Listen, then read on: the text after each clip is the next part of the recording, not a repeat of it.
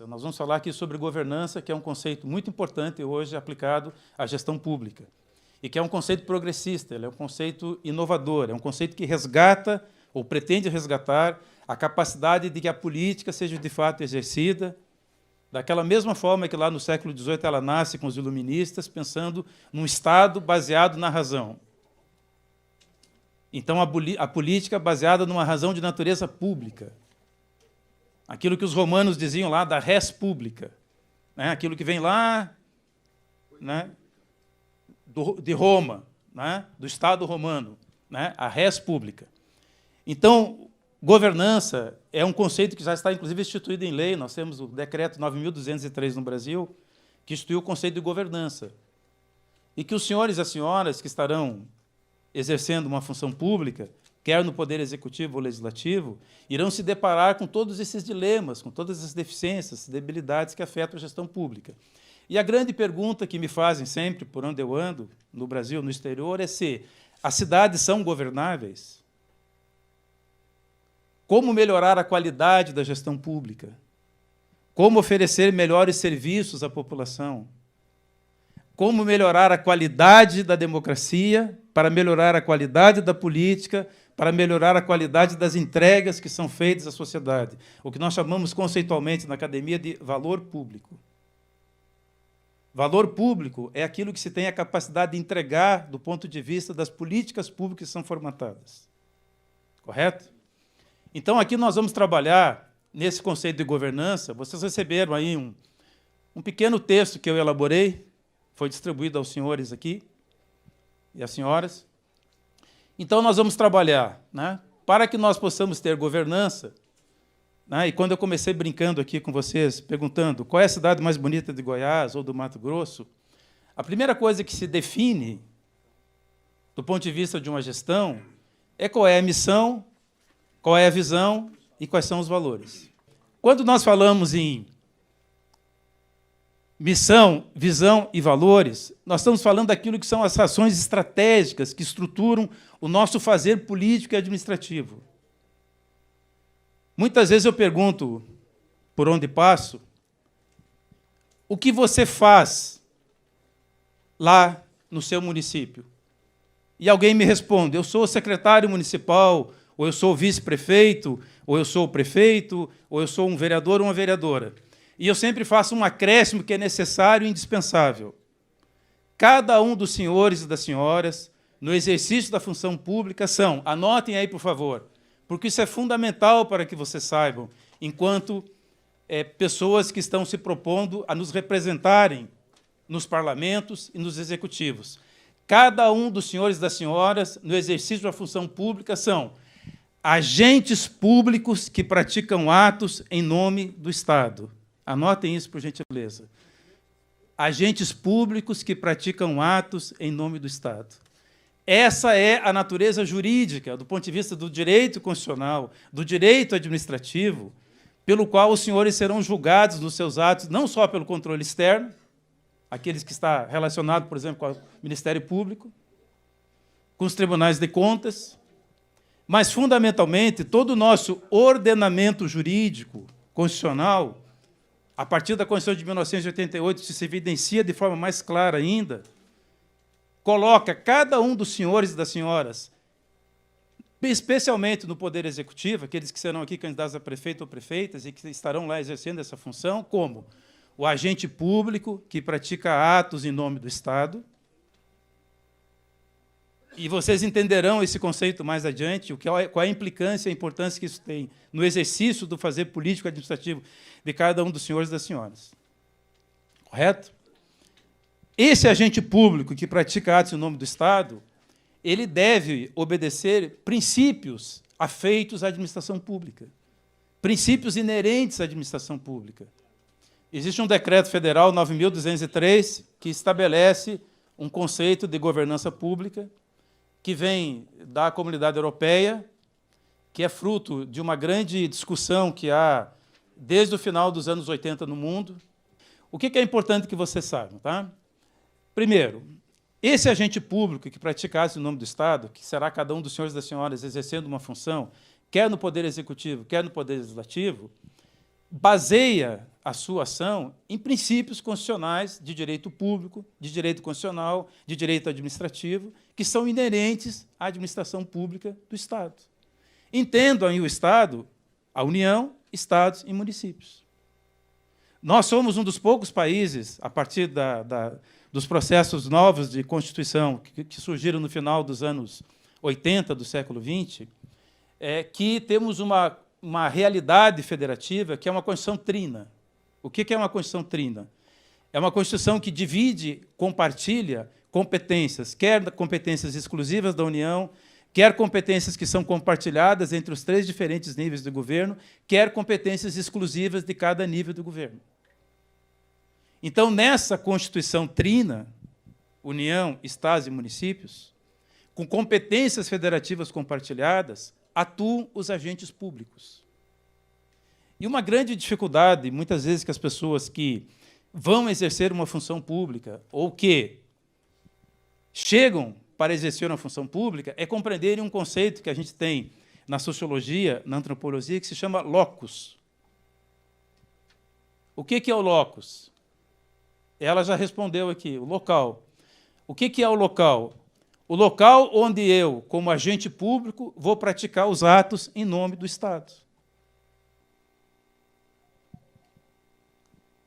E muitas pessoas que vêm para a iniciativa pública, para a esfera pública, têm dificuldade de entender que, uma vez eleito um vereador, eleito uma vereadora, eleito um prefeito, ou um vice-prefeito ou vice-prefeita, entendo sempre quando eu falar pessoas, homens e mulheres, que essa exigência datada pela Constituição, o Edmund Burke Burke, como queira, é um inglês, eu prefiro dizer Burke, ele questionava muito a Revolução Francesa de 1789, que funda o Estado moderno. Robespierre ia para o parlamento francês e dizia: não mais servidores do rei, a partir de agora, servidores do Estado, a partir de agora, servidores públicos, a partir de agora, agente público. Então, isso vem da Revolução Francesa. As modernas constituições, a partir da francesa de 1789, que funda os direitos, a Carta dos Cidadãos, essa evolução, do conceito de Estado, do conceito de civilização política, do conceito de gestão pública, que nasce lá em 1789, na Revolução Francesa, foi se aprimorando, foi avançando. Evidentemente que isso é fruto também de disputas de ideias que há na sociedade, onde atuam os partidos políticos, os grupos de interesse, correto? Então, ele questionava a Revolução Francesa e dizia: um povo que não conhece sua história está fadado a repeti-la. Eu uso isso só para dizer o seguinte: Platão dizia o seguinte, anotem aí que eu acho que isso é importante na vida, e principalmente para quem vai exercer função pública: não ignore o que você precisa saber. É simples assim. Não ignore o que você precisa saber. Então, vamos juntar as coisas. Se os senhores serão agentes públicos que irão praticar atos em nome do Estado, não ignorem o que vocês precisam saber. Sim. Há 3 caminhos para o fracasso. Diga quais são, por favor. Você não ensinar o que você sabe. Não ensinar o que sabe. Não praticar o que ensina. Não praticar o que ensina. E ignorar o que desconhece. E ignorar o que desconhece. Muito bem. Posse.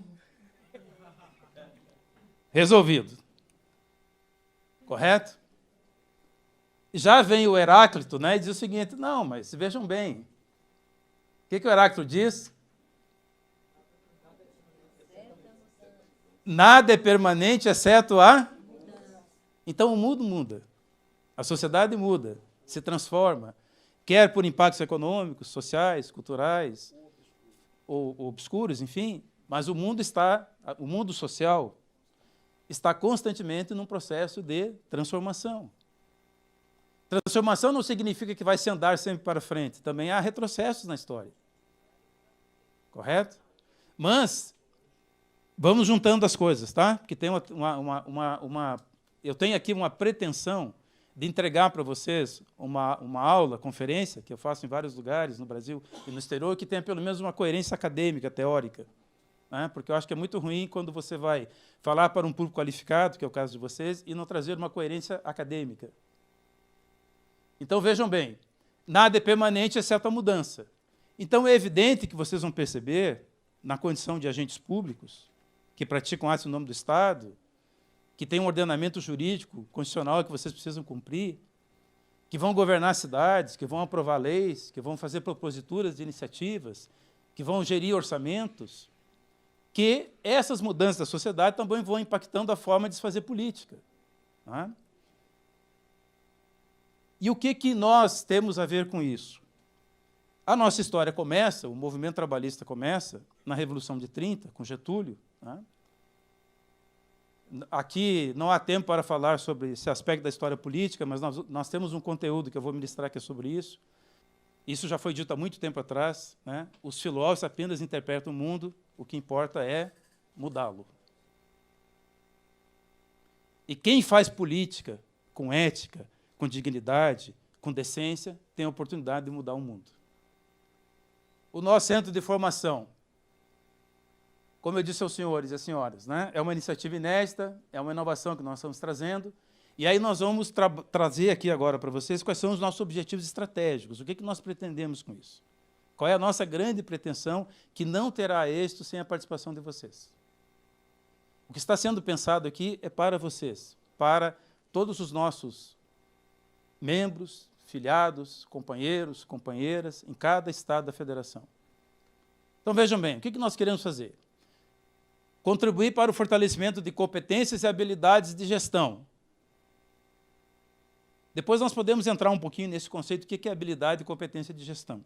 Tá? Mas eu creio que todos vocês entendem isso. Tá? Ou seja, não ignore o que precisa saber. Certo? Então, se você quer ser um prefeito, uma prefeita, um vereador, uma vereadora, né, se aproprie de conhecimento, se informe, se capacite, se qualifique para que você seja o melhor no que você vai entregar à sociedade. Supere-se, invente-se, crie-se novamente, se refaça. Não desperdice a oportunidade de impactar a vida das pessoas e entregar algo que vai ficar para a vida das pessoas. Essa é a grande missão. E cada um dos senhores e das senhoras, como agentes públicos que praticam atos em nome do Estado, tem essa oportunidade, não a desperdicem. Façam isso valer a pena. E aí o que nós queremos? Tratar pilares fundamentais, sustentabilidade, liderança estratégica, governança pública. Correto? E é claro que nós queremos que os gestores, isso que o doutor Manel diz aqui de um modo muito simples, estamos fazendo governos iguais aos demais, nós queremos que os nossos governos sejam diferentes.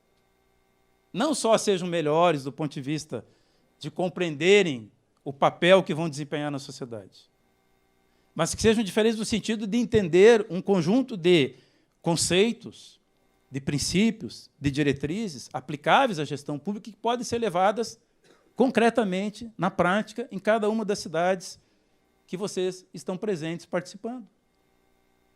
E que é possível fazer. E mais do que possível, é necessário fazer.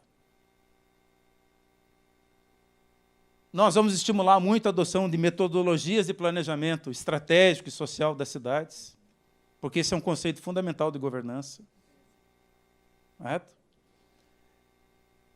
Algo que é fundamental diz respeito com a elaboração, a focalização da política pública. Então, a capacidade de, ao identificar um problema numa comunidade, saber focar aquilo e transformar isso numa ação concreta por meio de uma política pública.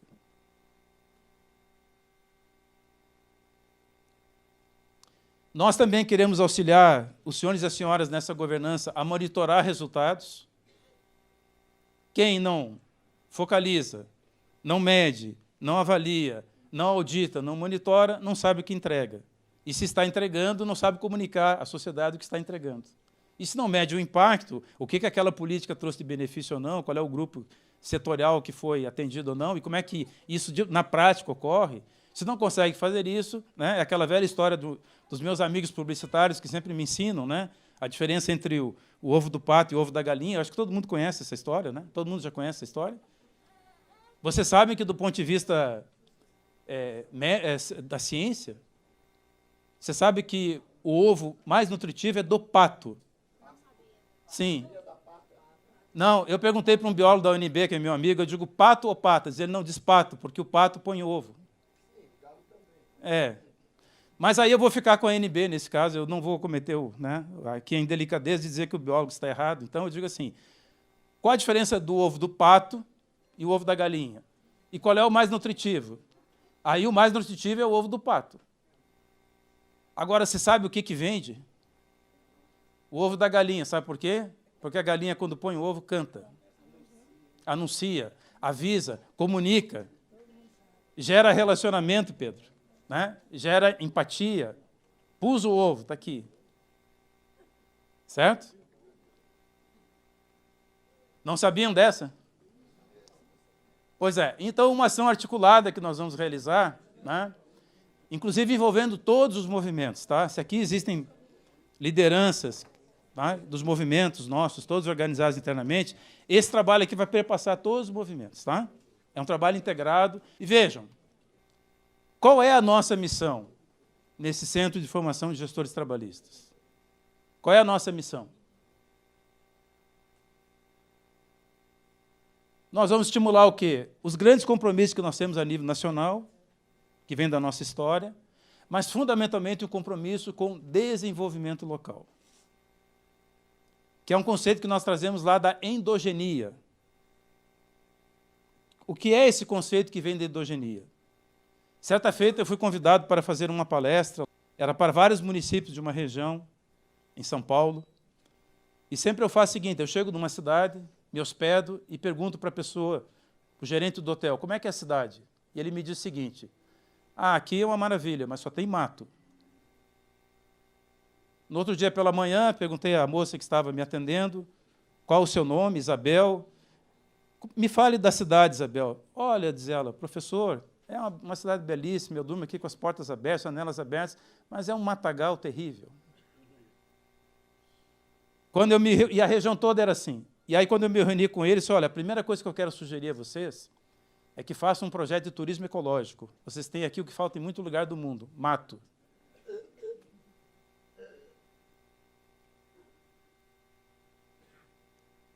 Então, qual é a nossa visão? É que sem governança, não faremos gestão eficiente das cidades. E sem entender que cada cidade pode se desenvolver a partir dos seus fatores endógenos, da endogenia, daquilo que é único da cidade. Tem uma culinária lá na cidade de Chica Doida. Então, certamente, isso só tem lá. Chica Doida só tem lá. Não? Tem vários lugares? Tá bom. Mas vamos imaginar que não são em muitos lugares que tem Chica Doida. Agora, vejam bem,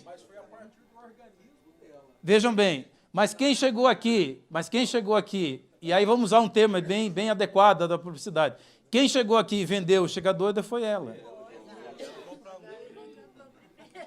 Correto? E vejam, não é possível, no nosso entendimento, pela nossa história, por aquilo que nós entendemos como visão política de gerenciamento do Estado, nós trabalharmos, independente de onde nós estejamos, cidades pequenas, médias ou grandes, sem os princípios do trabalhismo, inclusão social e governança ética.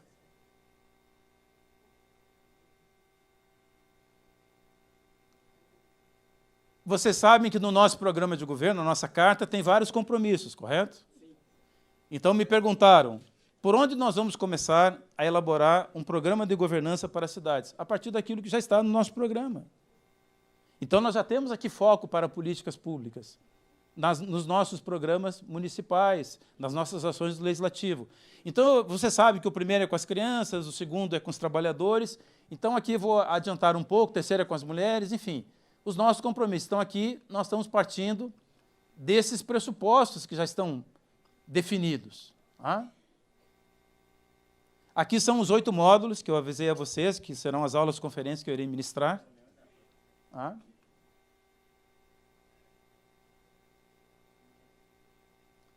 O que a sociedade quer e espera dos gestores públicos? Me respondam. O que a sociedade quer e espera dos gestores públicos? Me respondam. Resultado. Trabalho. Eficiência. Ação. Transparência. Honestidade. Administração. Então, muito provavelmente, os senhores e as senhoras que estarão representando o PDT nas eleições e, uma vez eleitos, sabem de quais são as aspirações que a sociedade local tem em relação ao que vocês se propõem a fazer. Correto? Então, não desconhecem isso. A questão é como fazer isso, que é onde o centro de formação entra para auxiliar. Correto? Nós vamos ressignificar alguns conceitos, alguns princípios, e o que nós queremos chegar? O presidente Lupe gostou muito dessa expressão.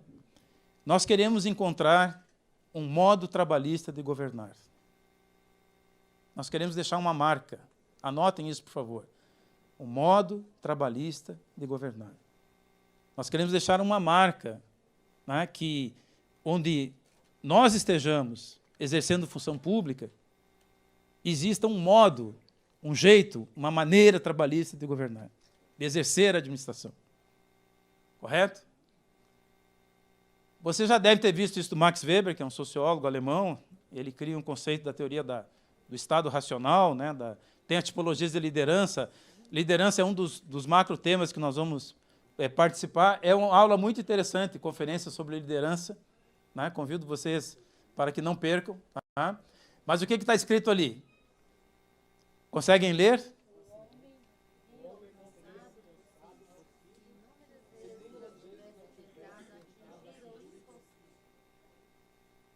Então, muito provavelmente, quando os senhores chegarem nas prefeituras, vocês encontrarão gravíssimos problemas orçamentários, financeiros, fiscais, problemas relacionados com eventuais práticas de ilegalidades, desafios postos, setores não atendidos, políticas ineficientes, demandas. Vocês vão encontrar isso, certamente vocês já participaram de várias eleições, né? Demandas não atendidas, reivindicações, Ministério Público, Tribunal de Contas, enfim.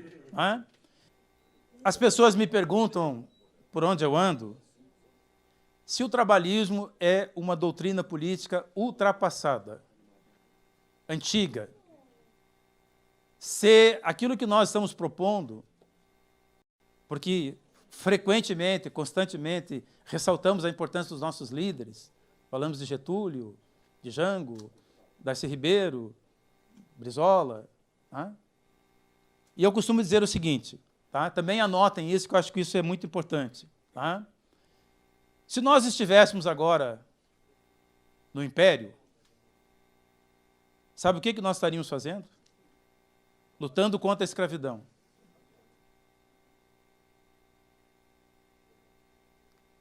Lutando pelo direito das mulheres.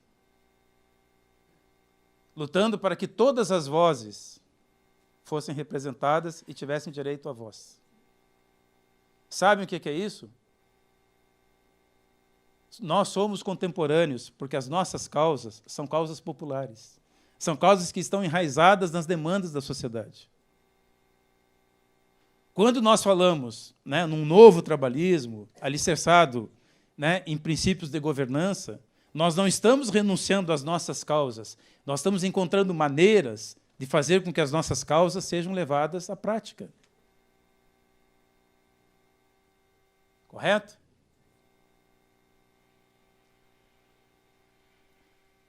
Vejam. Aqui são as trilhas formativas, os 8 macrotemas que serão trabalhados, tá? Nós vamos trabalhar, por exemplo, algo muito importante, as pessoas, principalmente de fora do Brasil, perguntam muito. Como é que nasceu o Estado no Brasil? Vocês sabem como nasceu o Estado no Brasil? Nós temos um gravíssimo problema do ponto de vista, né, civilizatório, né, que o Estado nasceu antes da sociedade. Por que razão que o Estado nasceu antes da sociedade? Porque quando Napoleão, né, com os cavalos franceses, né, ameaça invadir Portugal, Dom João vem para cá em 1808 e cria o Reino Unido de Portugal e Algarves, Brasil, Algarves, Portugal e Reino Unido, nasce o Estado luso no Brasil sem povo, sem sociedade organizada, sem nação, sem conceito de cidadania. Então, nós somos um dos poucos países republicanos que não experimentaram um processo de profundas transformações sociais, como a França, como, por exemplo, as colônias espanholas, que passaram por guerras civis, e que o Estado nasce no Brasil antes da sociedade. Então, toda a luta política de um partido, de uma doutrina como a nossa trabalhista, é o quê? É fundar a sociedade e fazer com que a sociedade seja portadora de direitos. Então, do ponto de vista histórico, né, nós temos um Estado que nasce e uma sociedade que não existe. E todo o esforço republicano que foi feito ao longo desses vários ciclos da história do Brasil foi no sentido de fazer com que essa sociedade começasse a atuar, a agir, a se constituir. E quem são os senhores e as senhoras? Porta-vozes dessa sociedade. Correto? Eu acho que a gente não pode desprezar os conservadores, porque eles têm algumas lições a nos ensinar. Eu gosto muito de ler Rui Barbosa. Rui Barbosa, por exemplo, era monarquista convicto, amigo de Pedro II, atravessa a rua, chama Marechal Deodoro e diz: vamos proclamar a República, porque o Império não atende mais às aspirações do Brasil. Ou o Brasil se torna um país com Estado e sociedade, ou nunca seremos uma nação. E Deodoro o convoca para que ele escreva, com uma comissão, a primeira Constituição da República. E ele limita os poderes do presidente da República na primeira Constituição republicana. E Deodoro convida para um jantar e pergunta: mas você não é meu amigo? Por que você limitou os meus poderes como presidente? Ele diz: olha, a minha grande pretensão é ser um homem público, um homem do Estado. Você é meu amigo, mas você não será um presidente eterno. Então, eu preciso limitar os poderes do presidente, senão não seremos uma nação civilizada.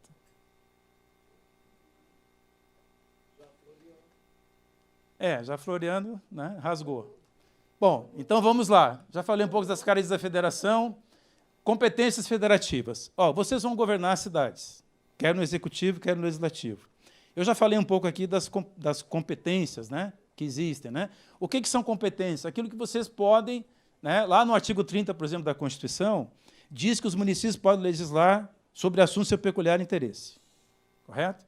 Então, essa é uma discricionariedade que está na Constituição, que permite, por exemplo, que um prefeito, uma prefeita, né, tome decisões a partir do seu poder discricionário, que é um conceito de direito administrativo, a capacidade de decidir, de deliberar, de propor algo, de assunto de seu peculiar interesse. Correto? Então, isso é uma prerrogativa muito importante. Por exemplo, na América Latina, muitas dessas comunidades não têm essa prerrogativa constitucional, da competência de poder o agente público, prefeito ou prefeita, praticar uma determinada, elaborar uma proposta, propor uma ação, servindo-se desse artigo 30, que permite que o município possa legislar sobre assuntos de seu peculiar interesse. Mas nós vamos falar um pouquinho sobre eficiência, eficácia e efetividade. Quando eu perguntei há pouco tempo atrás a vocês, né, o que vocês avaliam que a sociedade espera de cada um de vocês, e vocês muito qualificadamente responderam, porque todas as respostas estavam corretas, mas vamos resumir que a sociedade espera o quê? Eficiência, eficácia e efetividade. Correto? O que é eficiência? Alguém pode ler para mim, por favor? O que é eficiência? Pois não. Pode.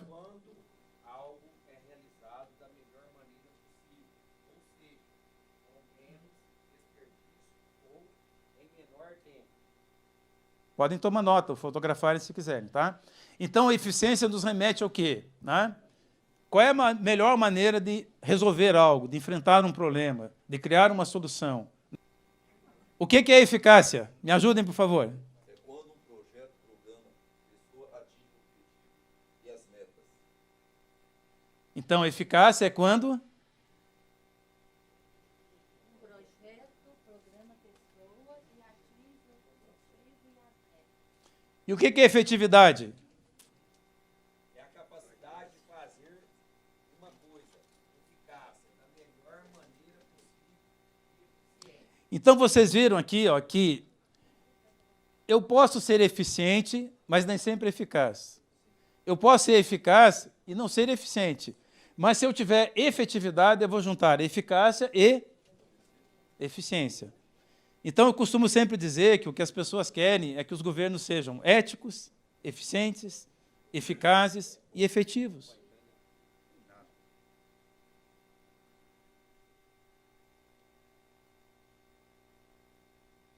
Quais foram as etapas que nós tivemos da administração pública? Aqui eu vou me permitir fazer uma pequena digressão, porque é importante. Tá?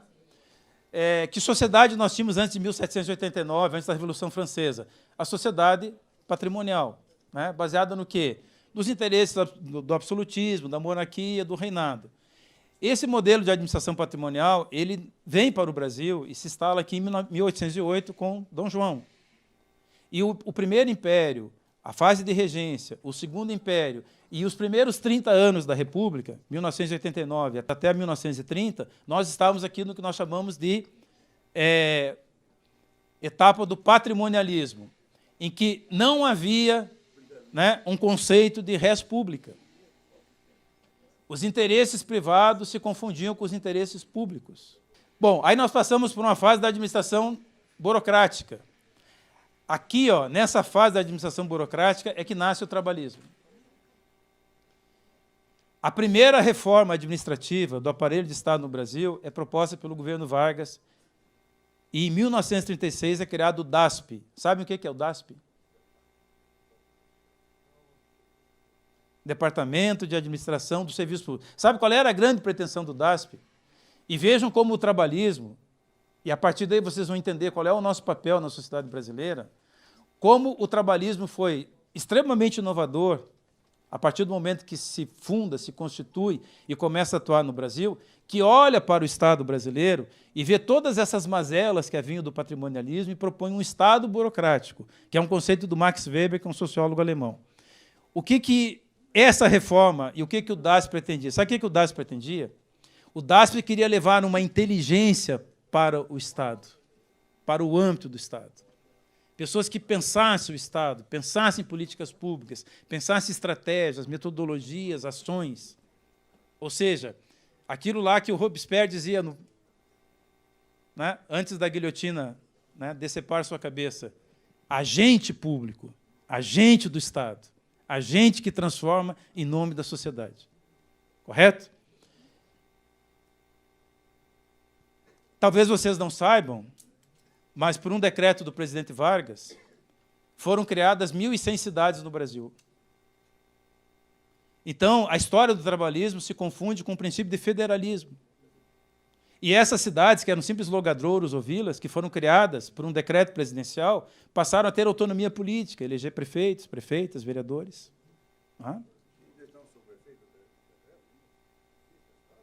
Existem, sim, todas elas se constituíram, cresceram, prosperaram, outras se desmembraram.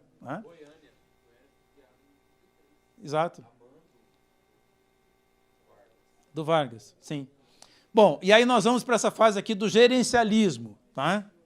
Que é a que nós nos encontramos. Dentro do gerencialismo, dentro dessa teoria de administração do Estado, que é o gerencialismo, tem várias correntes de pensamento.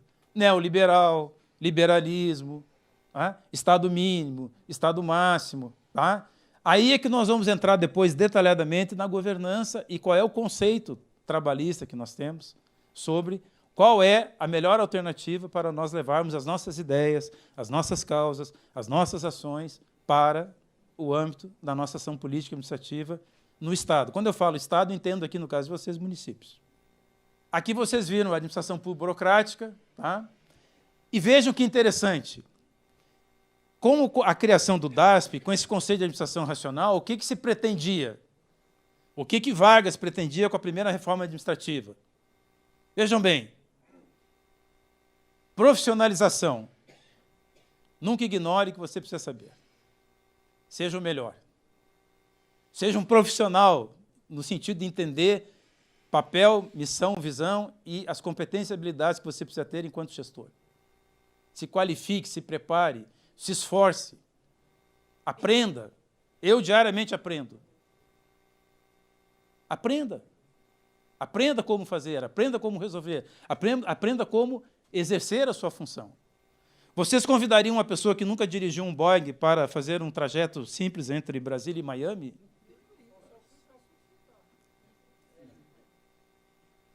Vocês elegeriam um prefeito ou uma prefeita que não tivessem as competências necessárias para a gestão?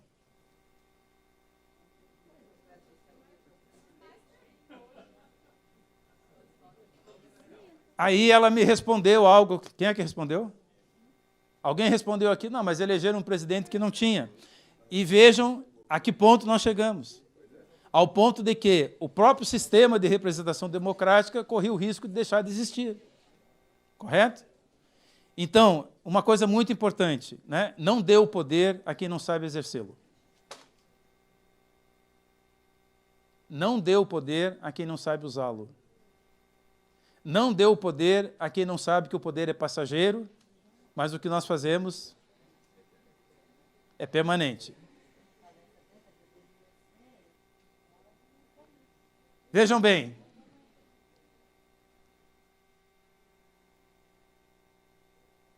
as pessoas me perguntam o seguinte, mas me diga aí algumas contribuições dessa reforma administrativa do governo Vargas. Você sabe que no Império, na Regência, no Segundo Império, e até logo depois da proclamação da República, ainda os juízes eram indicados pelo poder. Essa reminiscência que nós temos aí de que o presidente indica o ministro do Tribunal de Contas da União, o ministro do Supremo Tribunal Federal, vem dessa história, em que o Estado nasce antes da sociedade. Então, você sabe quem é que indicava o juiz? O imperador. Quem indicava o juiz das comarcas? O intendente nomeado pelo imperador. Então vem essa cultura. Aí vem a Revolução de 30 e diz assim, não, nós temos que profissionalizar as carreiras típicas de Estado. Então traz um conceito de carreiras típicas de Estado. E a partir daí surge no Brasil algo que as pessoas não sabiam ou não sabem, concurso público. Sabiam que o trabalhismo inventou o concurso público no Brasil? Mas copiou da onde? Da França de 1789. Ou seja, o trabalhismo fez no Brasil, a partir de 1930, o que a Revolução Francesa fez cortando várias cabeças na França em 1789. Podemos discutir erros e acertos? Evidentemente. Vargas foi criticado à esquerda e à direita. Houveram problemas nos 15 anos em que esteve no poder. Podemos discutir tudo isso. Mas é inegável as contribuições que o trabalhismo trouxe à administração pública no Brasil. E isso nós perdemos, e nós temos que resgatar isso. Não só no nosso discurso, mas atualizar isso para aquilo que nós estamos propondo hoje nesse Centro de Formação de Gestores Trabalhistas, que é governança pública.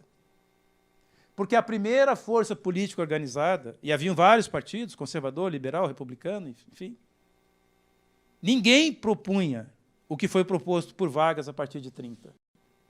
Concurso público, voto às mulheres, extensão do voto, e tudo que nós sabemos já que faz parte da nossa história. Mas, fundamentalmente, aquilo que é, digamos assim, do mais relevante para vocês aqui, é que nós, enquanto trabalhistas, inventamos um conceito de administração pública no Brasil.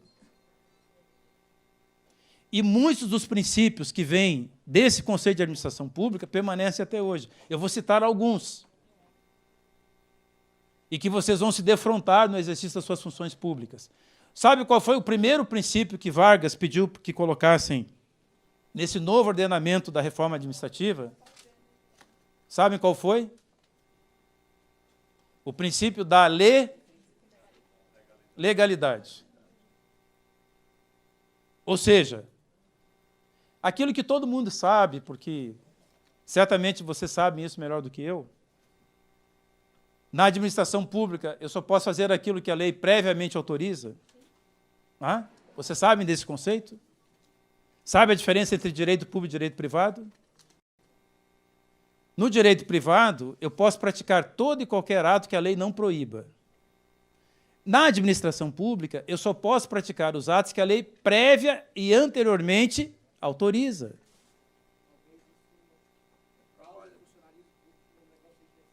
Exatamente.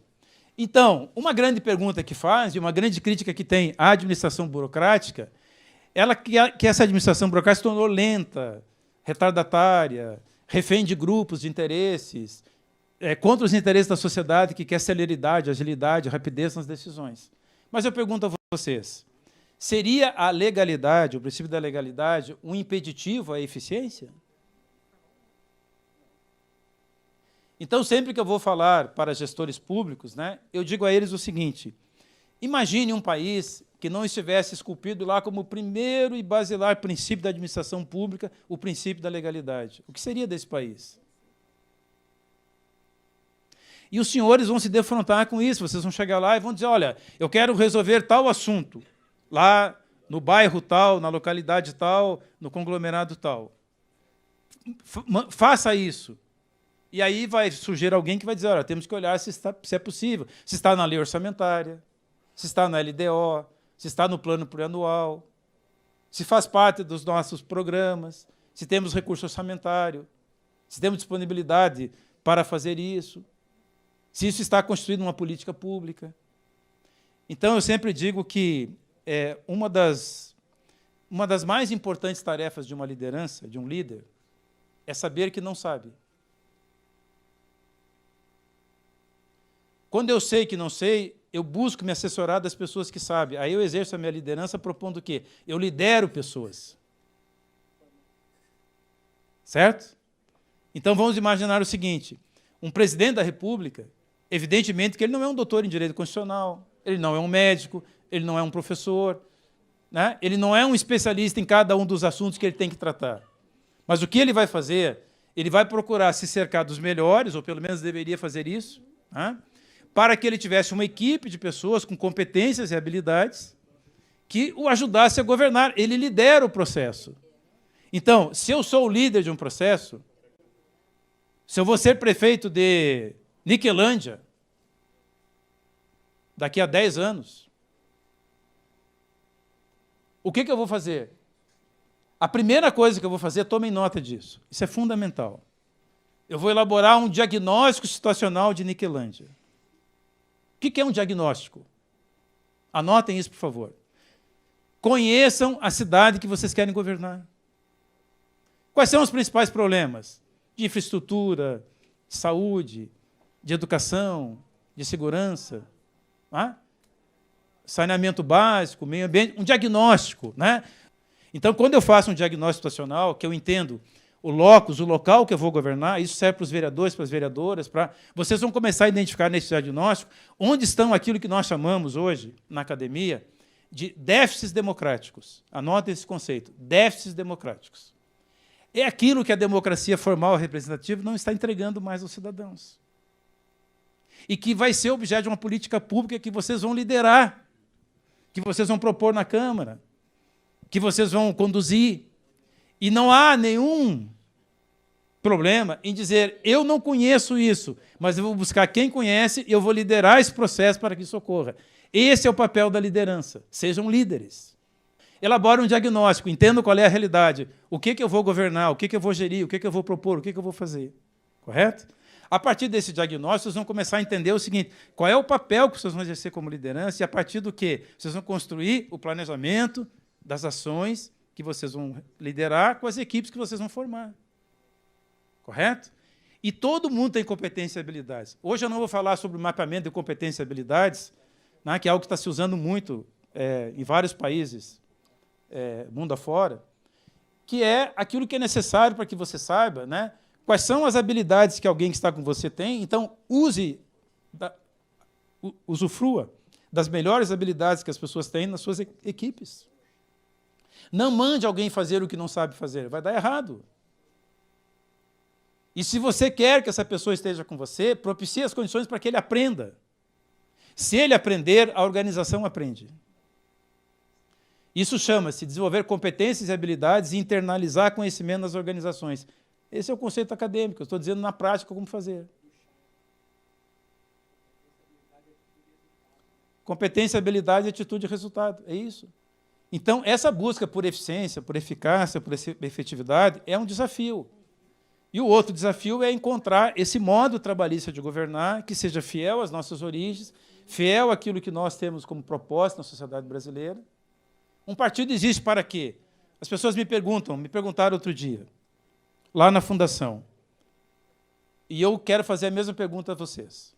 Nós somos um partido para a sociedade ou nós somos um partido para as eleições? Não estou ouvindo vocês. Nós somos um partido para...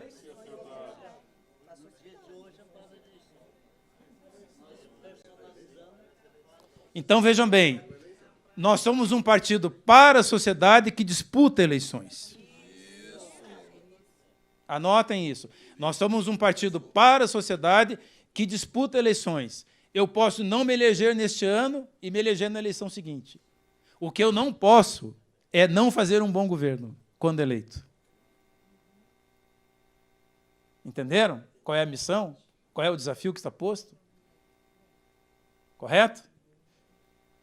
Então, vejam bem. Aqui eu já brinquei com vocês se a ineficiência está na burocracia ou na falta de gerenciamento. Acho que vocês concordam que está na falta de gerenciamento. O problema não é cumprir a lei, né? Nós temos um dispositivo muito importante no Brasil que você pode questionar a lei, né? No Talmud está escrito lá que quem salva uma vida, salva o mundo. Então, se puderem salvar vidas, salvem. Estarão se salvando juntos. Outras virão a partir daí. E vocês vão enfrentar desafios como esse cotidianamente. Muitas vezes não é uma vida, mas é algo que... né? Então, assim, não queiram revogar o princípio da gravidade, mas também não deixem de praticar os atos que vocês têm que praticar. Bom, vejam bem. Vocês conseguem enxergar isso aqui? Qual é a diferença entre governança e gestão? O que é governança? Me ajudem aí, por favor. O que é governança? Avaliar, monitorar. E tem a ver com o quê? Esses princípios, efetividade e economicidade, já lhe dou a palavra, eles estão lá nos princípios que regem a administração pública. Estão na nossa Constituição e na legislação infraconstitucional. Correto? E o que é a gestão? Me ajudem. Que tem a ver com o quê? Não montem equipes sem que vocês tenham segurança de que vão qualificar e preparar essas equipes para a governança. Isso aqui é muito importante. O que o líder faz? Ele tem uma abordagem onde se cria uma... O que o gestor faz? Então, se eu tenho uma visão, eu vou criar uma meta. Qual é o comportamento que o líder tem? Não acredite em pessoas que não querem inventar um futuro. Não acredite em ninguém que acha que o futuro tem que ser repetição do passado. Tentem criar futuros. Essa é a missão da política. Liderança é o exercício de uma competência nata ou adquirida como desenvolvimento pessoal, visando o quê? Mobilizar, influenciar, coordenar e orientar pessoas em prol de ações destinadas a atingir determinados fins e propósitos. Não há liderança sem propósito.